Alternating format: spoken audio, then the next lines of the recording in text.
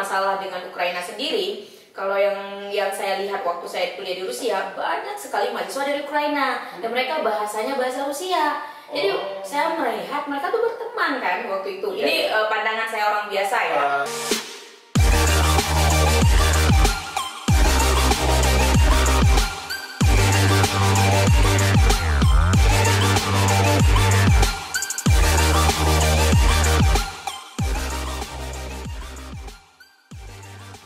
Assalamualaikum warahmatullahi wabarakatuh. Jumpa lagi dengan kami ya di Sahas Inisiatif. Hari ini kita akan membahas tentang kehidupan di Rusia ya. Belakangan ini lagi hebohnya Rusia Ukraina ya. Sekarang kita ngobrol bersama Kak Hanifah ya. Beliau pernah tinggal di Rusia selama 1 tahun untuk menimba ilmu doktornya ya. Sekarang kita mau tanya sih bagaimana sih kehidupan di Rusia dan seasik apa sih orang di Rusia itu. Oke, hai Kak. Halo. Halo. Ya Kak, ini kan sekarang lagi heboh-hebohnya Rusia dan Ukraina ya Kak ya. Bagaimana sih Kak tinggal di Rusia itu Kak? Kalau lingkungannya sendiri kan sebenarnya mungkin nggak banyak orang tahu bahwa mereka sangat dingin. Istilah mereka kan sesuatu yang memang tidak bersinggungan ya tidak perlu ada pembicaraan gitu kayak gitu. Misalnya kalau kita biasa senyumin orang di jalan ya, biasa dengan anak kecil kita agak gangguin atau misalnya kayak adik kayak gitu kan. Kalau kita di sini, nah di sana tuh tidak ada cerita yang kayak gitu. Karena saya sendiri pernah kayak ngajak ngobrol anak kecilnya karena saking kan mereka cantik-cantik ya. Kalau yang cowok juga ganteng-ganteng karena dari kecil aja mereka memang udah terlihat sekali apa istilahnya mereka sangat-sangat gemesin gitu. Tapi kalau saya foto dia langsung kayak dengan sopannya bilang dihapus ya gitu. Tolong dihapus. Jadi tidak boleh bahkan kayak gitu. Foto anak kecil tuh kita selfie misalnya. Padahal kita nggak sebarin loh, saya nggak sebarin.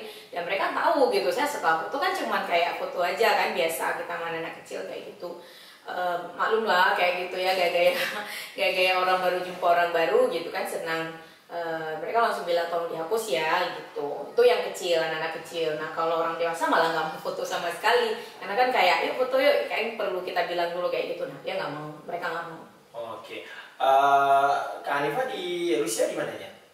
Sebenarnya saya sempat di Moskow karena kan banyak orang taunya Moskow karena kampus yang ingin saya sasar waktu itu mau sekolah S3-nya itu di Moskow. Jadi saya tahulah sedikit tentang Moskow. Tapi lamanya saya tuh di Makaskala atau Dagestan. Nah itu banyaknya Muslim di sana gitu. Mayoritasnya memang Muslim. Jadi kalau melihat mereka berjilbab kayak Masya and the Bear ya kayak gitu. Nah itu di sana banyak. Mereka menganggap itu jilbab juga gitu bukan hanya karena dingin. Untuk daerah Makaskala sendiri, nah itu 2 jam lah, 2 jam dari Moskow-nya ke Makaskala atau Dagestan. Nah saya lama di sana gitu belajar bahasa. Oh iya. Bahasa dan anak-anak. Perilaku yang lain yang lumrah kita jumpain sama orang Rusia itu gimana sih? Kalau di Moskow sendiri karena memang dia city ya kali ya karena dia kota besar, jadi dia lebih dingin lagi gitu kayak orang-orangnya kalau dalam tanda kutip ya kalau istilah kita mungkin sombong gitu tapi misalnya dari mereka kan level kesombongan dan ramahnya kan beda gitu. Nah kalau misal di kota Moskow sendiri kalau misal kita ngomong dalam bahasa Inggris nih ya mereka akan langsung jawab dalam bahasa Rusia dan menurut mereka itu yang kayak kamu lagi di Rusia ya udah ngomong bahasa Rusia gitu. Jadi kalau memang teman-teman di sini merasa bangga bisa bahasa Inggris kemudian ke Eropa gitu ya, saya kan Moskow masih atau Rusia kan masih termasuk negara Eropa kan, dia bisa ke Eropa terus ngomong bahasa Inggris ya mereka nggak merasa itu sesuatu yang perlu diprot gitu, perlu dibanggakan.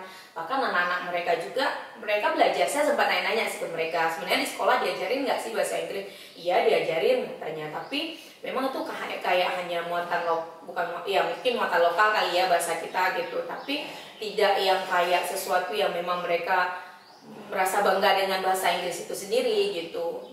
Sebagian memang ada yang bisa. Bahkan guru bahasa Inggrisnya sendiri kan ada juga guru bahasa Inggris ya. Saya sempat ngobrol lama, makan-makan sama dia.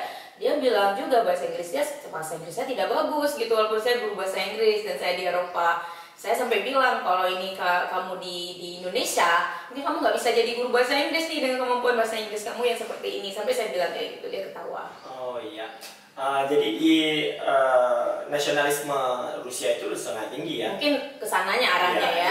Karena kan di suatu negara itu nasionalismenya tinggi dikarenakan memakai budaya sendiri, bahasa sendiri ya. Dia tidak mencontohkan ya kamu ke negara saya, kamu harus bisa bahasa negara saya, nggak boleh kamu menggunakan bahasa negara lain yang biarpun itu bahasa internasional ya. Jadi apa isu-isu yang terkini yang kakak dengar di Rusia itu kak, misalnya gini, Putin kah, Perdana Menteri kah, apakah dia sebagai otoriter atau gimana sih kak? Kalau yang saya dengar, karena kan beberapa orang masih ada kontak dengan saya kan, yang asli dari Makaskalanya. Kalau di Moskow sih tidak ada. Seperti saya bilang tadi, ada beberapa profesor pun yang saya hubungi di Moskow tuh bukan yang kayak di negara lain gitu. Karena kan beberapa pengalaman saya di negara lain tuh memang respon mereka untuk masalah pendidikan kan. Nah kalau di Moskow nih terutama kota besarnya tidak seperti itu. Tapi nggak tahu kalau teman-teman yang lain pemira ya, kalau mahasiswa Indonesia yang ada di Rusia kan namanya pemira, mungkin merasa yang berbeda dengan saya, tapi yang saya rasakan itu. Nah, beberapa teman-teman di sana, beberapa orang yang masih saya kenal, masih kontak dengan saya di sana, mereka sangat tertekan dengan Islam sih saat ini gitu. Bukan Islamfobia sih, apalagi kalau di Makaskala itu tidak terasa kali memang Islamfobia. Tapi katanya akhir-akhir ini juga sering yang kayak rasisme ya, kayak hampir kayak rasisme. Dan mereka ke masjid pun kayak dulu saya tuh mudah sekali saya ke masjid gitu, malah kadang saya siang sampai malam di masjid gitu ya, karena kan nggak banyak kegiatan waktu saya di sana. Tapi sekarang katanya pemeriksaan gitu, bahkan sebelum masuk ke masjid ada pemeriksaan, kayak kita mau masuk ke gedung-gedung yang memang punya negara gitu, padahal kan itu masjid gitu, yang which is yang kayak museum ya kalau kita bilang, karena mereka memang masjid mereka tuh kebanyakan dibangun oleh Ottoman dulu waktu Turki. Kalau dari sejarah saya baca seperti itu. Jadi kan hampir kayak museum. Jadi teman-teman yang non muslim pun sering saya ajak, yuk ke masjid, yuk ini tempat saya ibadah kayak gitu. Nah katanya sekarang nggak bisa, di kayak strict sekali untuk masuk ke masjid, itu saya tahu. Tapi untuk masalah dengan Ukraina sendiri, kalau yang saya lihat waktu saya kuliah di Rusia, banyak sekali mahasiswa dari Ukraina dan mereka bahasanya bahasa Rusia. Jadi saya melihat mereka tuh berteman kan waktu itu. Ini pandangan saya orang biasa ya, yang di lingkungan itu. Ya gitu. sebenarnya kan Ukraina itu pecahan dari Uni Soviet. Nah itu dia, makanya bahasa sama. Kan ada Ukraina, ada Chechnya, ada beberapa negara-negara kecil yang memang pecahan dari Uni Soviet ya. Tapi Rusianya masih besar ya. Saya kayak Kazakhstan yang Tantan itu kan pecahan daripada Rusia ya. Ada juga sebagian pecahan daripada Mongolia dan dulu ya. Berarti dulu pernah juga berinteraksi dengan orang-orang Ukraina ya. Dan misalnya kalau keluar dari kelas kan banyak yang kayak bukan kantin sih sebenarnya, kayak dekat kampus tuh ada tempat makan banyak gitu, tempat makan yang kita bilang kafe ya, street food sih sebenarnya, kayak kecil-kecil gitu, sehingga orang yang jualannya pun adalah pemilik sendiri gitu. Jadi kita banyak bisa ngobrol kan sama dia. Saya tanya gitu, beberapa orang misalnya dia dari mana, dari Ukraina, dia mau kalau kita ajak ngobrol dengan serius, mereka sangat respon. Bukan berarti tadi saya bilang tanda kutip sombong, mereka nggak jawab, enggak, tapi mereka tidak mau sesuatu yang kayak berlebihan, senyum. Nah itu senyum, saya sering cerita sama teman-teman yang lain, senyum tuh annoying loh, mereka itu mengganggu sekali. Kenapa kamu senyum ya gitu? Tapi akhirnya kan saya jelaskan, mereka paham dan mereka tertarik gitu. Oh Asia tuh kayak gitu ya, iya, sampai saya kecilin lagi Indonesia gitu ya. Tapi beberapa teman yang dari Ukraina itu sampai saya tanya, makanan khas kamu apa? Nggak ada juga gitu. Mereka mirip dengan makanan-makanan yang ada di Rusia.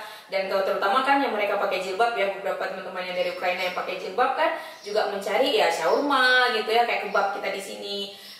Kemudian kambing tapi disatein kayak gitu. Jadi makanan-makanan baranina nama mereka sebut. Jadi memang ada jenis-jenis daging yang halal menurut Islam. Ya makanan mereka itu juga gitu, kambingnya disatein, kemudian ada nasi kebuli juga, ada juga di sana. Kemudian beberapa makanan-makanan halal lain. Jadi menurut saya mereka juga, ya mereka suka juga coklat. Ya coklat itu jadi kayak diapain aja gitu, dipermenin gitu, bermain coklat, memang coklat isi di dalamnya. Nanti di dalam mungkin ada yang ada alkohol, tinggal kita baca aja kan ingredientnya, ada alkohol atau tidak. Nah mereka juga senang dengan coklat. Jadi secara kultur, cara berpakaian, makanan itu mirip sebenarnya, karena mungkin pecahan tadi ya, sehingga bahasa pun ya sama gitu. Bahasa kebangsaan mereka banyak menggunakan bahasa Rusia gitu. Jadi mereka tidak punya kesusahan untuk bisa masuk ke Rusia walaupun itu negara yang berbeda. Mungkin bayangannya bisa saya kasih gambaran seperti kita ke Malaysia masih menggunakan sama-sama bahasa Melayu. Jadi mudah saja kan untuk masuk ke negara itu. Di Ukraina dan Rusia itu dengan bahasa yang sama, maksudnya ada satu bahasa yang sama mereka gunakan, makanan yang sama, cara berpakaian yang sama, ya jilbab yang diginiin doang kalau musim dingin, itu mirip semua.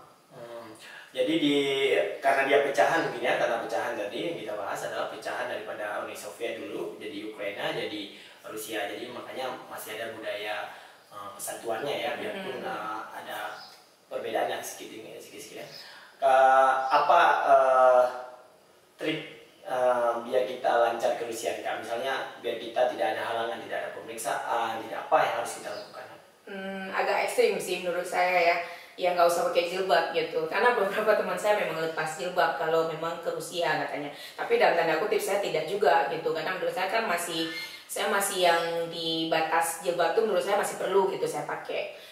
Cuman kan dalam artian saya menyesuaikan gitu, nggak mungkin saya pakai jilbab terlalu besar misalnya, karena saya benar-benar merasakan ekstrim itu di Bandara Moskow waktu saya mau ke Makaskala. Jadi waktu itu memang saya tidak disuruh buka jilbab, tapi yang kayak saya harus benar-benar kayak harus gini banget gitu. Jadi kayak betul mereka lihat mata gitu, mereka lihat semua dan mereka pastikan gitu. Itu biasa memang kan, pastikan di tubuh kita nggak ada apa-apa. Tapi yang kayak mereka agak suaranya agak tinggi gitu. Kalau saya yang baru pertama ke Rusia tuh terkejut dan kaget gitu, kok mereka segitu nggak sopan. Sedangkan kan saya orang baru yang bukan orang, maksudnya saya mau sekolah gitu, bukan orang yang mau cari uang atau apa di sana gitu. Saya pasti ada mindset itu waktu itu.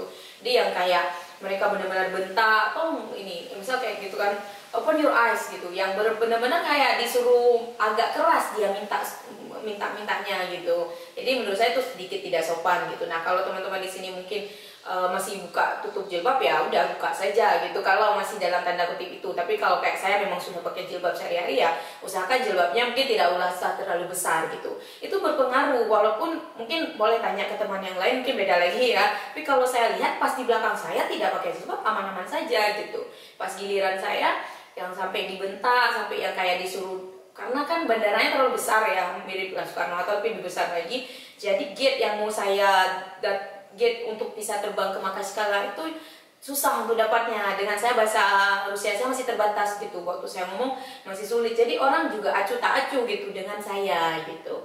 Dan ini terjadi juga ketika kita ke hotel. Misal kita udah book nih hotel ya, paling mudah lagi teman-teman book aja di online ya.